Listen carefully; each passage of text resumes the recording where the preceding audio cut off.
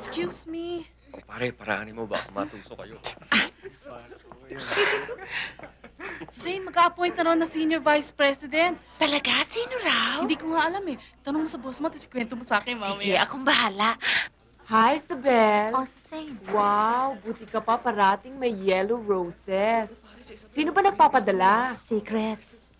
Siguro mayaman. Pare, pehado ko, pare. Inchik ang nagbigay niyan. Eh kung in-check, malamang bigay niyan. Siopaw o kaya tikoy. Sabat na sabat, hindi na makausap.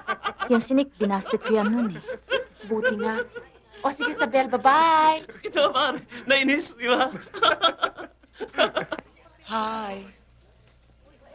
Hi, Suzanne.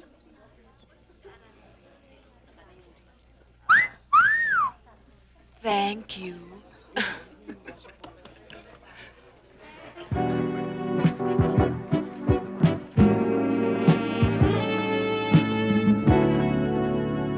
Good morning, sir. Good morning. Good morning, Mrs. Good Ushio. morning, Isabel. Yung file ng Jefferson niya, pasok mo lang, ha? Yes, ma'am.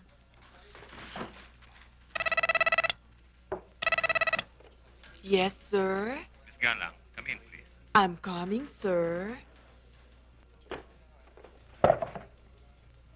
Ay! Good morning, sir. Good morning, Miss Galang.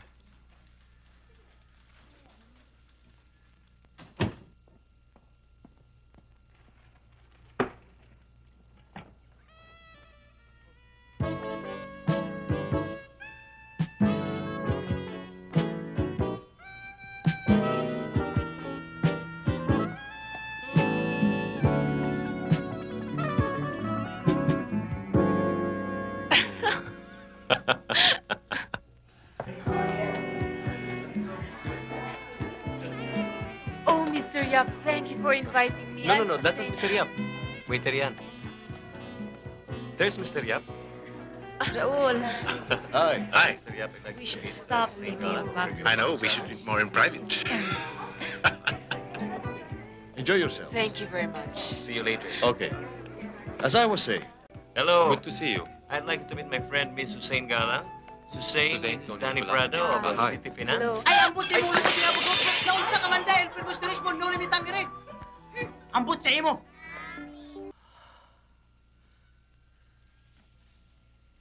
Linti man, Suzanne, bakit hindi mo ginagamit ang salamin mo? Hindi ko naman kailangang magsalamin eh. Nakakakita naman ako ah. Kaya pala, pulos ka aksidente. Katulad doon sa cocktail kanina, 2 basong binasag mo. Di ba, Lina? Maganda naman ako. Di ba? Joey, balita ko, may ma-appoint na raw na bagong senior vice president. Ikaw kaya yun? Sana nga, pero maraming mas senior pa sa akin katulad ni Raul. Bakit hindi ikaw? Akala ko ba matinik ka? Gusto mo bang tindikin uli kita riyan, ha? Joey, I'm Ha? serious. Di Ha? ba kaya ka nga dinala sa head office galing sa Bisaya dahil bilib sila sa'yo? Bakit ba worried na worried ka sa akin? Hindi man ako worried.